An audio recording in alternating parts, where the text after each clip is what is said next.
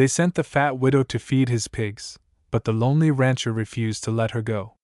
Dry Hollow, Texas, late spring 1887. The church kitchen in Dry Hollow smelled of burnt cornbread and old pork fat thick in the air like a secret no one wanted to name. Damp aprons clung to bodies, and steam from the stew pot curled into the stained glass sunlight that filtered in through the high windows, casting red and gold blotches across the scuffed floorboards. Widowed women in dark faded dresses bustled around the space, clanging spoons, slicing onions, whispering judgments under their breath as they stirred pots meant for the poor.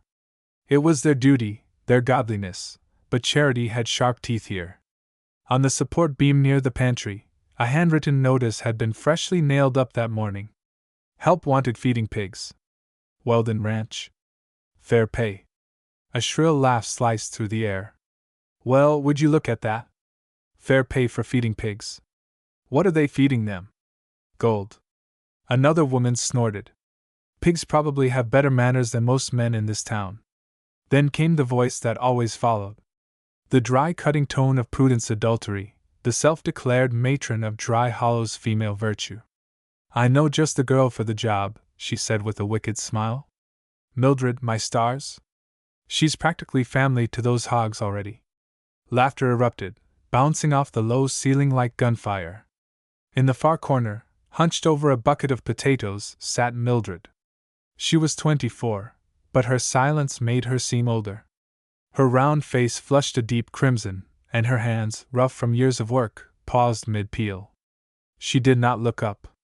She never did. She probably wouldn't even need a bucket, someone added cruelly. Just let her roll around with them. Saves time. More laughter. The kind that didn't come from joy, but from the sheer pleasure of aiming low. Mildred's fingers trembled as she resumed peeling faster, harder, like she could slice the humiliation off her skin. Her dress clung to her back with sweat. The room was too hot. Or maybe it was just the shame. She's still here eating our food, taking up space. Another muttered just loud enough. Let her earn her keep. Then came the quiet voice that always held weight. Girls, said Martha. The kitchen fell to a hush. Sister Martha didn't need to yell. Her eyes were enough. Cool, tired, and unwavering. She looked from the paper on the post to Mildred without a word. That glance said everything. You know the rules. You want shelter. You take what work comes. No pity, just policy. Mildred swallowed. Her throat was tight. Her hand slipped on a potato and cut her thumb. She barely flinched. Blood welled up bright against her dark skin. She set down the knife, wiped her hands on her apron, and stood. Her legs were stiff from crouching. Her back ached, but she didn't complain. She didn't protest. She walked to the notice and pulled it down, folding it carefully, as if the creases might protect her from what came next. About time. Someone whispered. She turned to leave, but paused. Just a moment. Just long enough to hope foolishly maybe that someone would say it was a joke, that she didn't have to go, that she mattered enough to be spared. No one did. The door creaked as she stepped into the late morning sun. The dust greeted her like an old enemy. Behind her, the kitchen filled with laughter again. That same afternoon, the dirt road to Weldon Ranch stretched long and empty, flanked by dry grass and stubborn squat trees. Dust clung to Mildred's boots with every step, her hem heavy from the walk, her breath shallow. The soles of her shoes were splitting, and each stone bit at her heel like a cruel reminder. She had nowhere else to go. The midday sun beat down, indifferent. Sweat soaked through the back of her dress. Her shoulders ached from the weight of the cloth bag slung over one arm. She had brought nothing but a clean apron and her pride, thin as it was. As she rounded the bend, the ranch came into view. The place looked tired.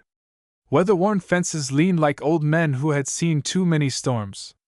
A rusted gate swung half open, creaking with the wind. And beyond it, the barn, a hulking thing of splintered wood and dark shadows, sat like a beast with its mouth half open. Pigs squealed in the pens beside it, the sharp wet stink of them hitting her like a slap. Flies buzzed in lazy circles. The place felt forgotten by time, by warmth, by everything but necessity.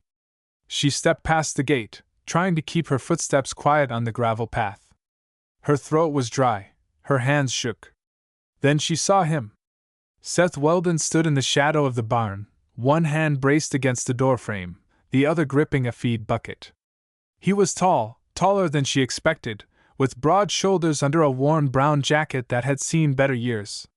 His hair was black, pulled back at the nape, and his jaw looked like it had not smiled in years.